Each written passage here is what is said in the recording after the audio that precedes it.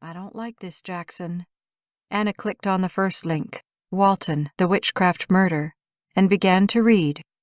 Charles Walton, 74 years old, had been murdered in an English village called Lower Quinton on Valentine's Day in 1945. The details of the murder were gruesome. Walton had been slashed with a billhook and pinned to the ground with a pitchfork driven through his neck. Some of the locals said he'd been murdered by witches. Some said Walton's murder was a druid sacrifice in what was the month for pagan sacrifices, February. Anna's mind immediately flew to Rowan, the pagan young man who had said he was leaning toward druidry. She scrolled down the page. There was a photo of Walton's body on the monitor. She could make out two handles, the billhook and pitchfork, but thankfully the angle of the photo hid the man's face and wounds. Anna realized the address wasn't an address at all. It was code, a message for Susan Munsey.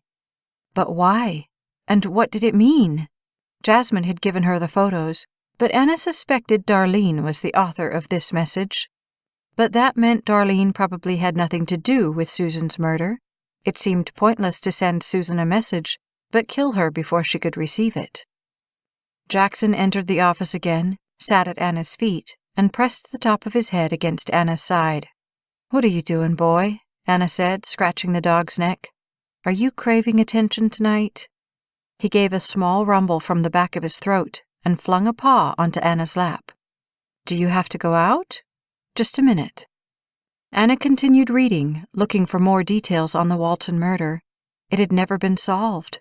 It was still an open case with the Warwickshire police, who kept the murder implements on file, and it seemed to be a subject of continuing fascination. It was even possible to take a tour of the village and of Meehan Hill, the place where the witch murder had taken place. Jackson barked once, loudly, jolting Anna in her seat. Then she heard a noise, a scraping sound at the door. It wasn't a knock or any sound a visitor at her door would make. She sat straight in her chair, momentarily frozen, and when she heard the scraping sound again, she remembered what Monica had said about being careful and felt a flicker of panic. Jackson walked to the office door and growled in the direction of the door, his neck stiff, ears alert. Anna rose quickly from her seat, studying Jackson's reaction, wondering for an instant if someone was already in the house, if she should grab something from her desk to use as a weapon. Her gun was in a safe in her bedroom at the far end of the hall, and even with Jackson in the house, she'd never make it there in time.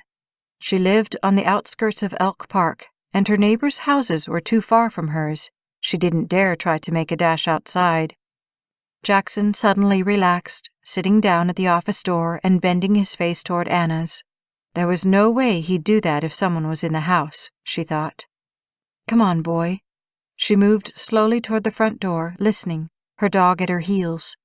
Hearing nothing, she approached the door and peered through the peephole. Black. The light had been on when she came home. She had seen it as she drove into the garage. The light was always on, she made certain of it. Either it had just gone out by itself, or someone had made it go out. That was easy to do, reach a hand up into the light fixture and give the bulb a twist until it went out. There were no neighbors directly across the street. No one would see a figure at the door. Anna hurried down the hall, unlocked the gun safe bolted to the floor of her bedroom closet, and removed her Ruger revolver. She made her way up the hall, arms at her side, the forefinger of her right hand wrapped around the gun's grip to keep it off the trigger. She snapped off the living room lamp to avoid casting a shadow on the window by the door, then pulled a high-beam flashlight from the counter under the kitchen sink. At the window, she watched Jackson for his reaction to sounds, then gently set the Ruger down atop a bookcase. Her heart racing, she peeled back the curtain and shined the flashlight out the window, illuminating the broad doorstep at the entrance and the yard around it. Someone had brushed several inches of snow from the doorstep. Anna saw dark streaks in the half-light and angled the flashlight downward. What on earth? It looked like crisscrossed lines and a circle of paint or charcoal near her door. She aimed the light at the center of the black markings. Someone had drawn a pentacle on her doorstep. Anna's fear turned to anger.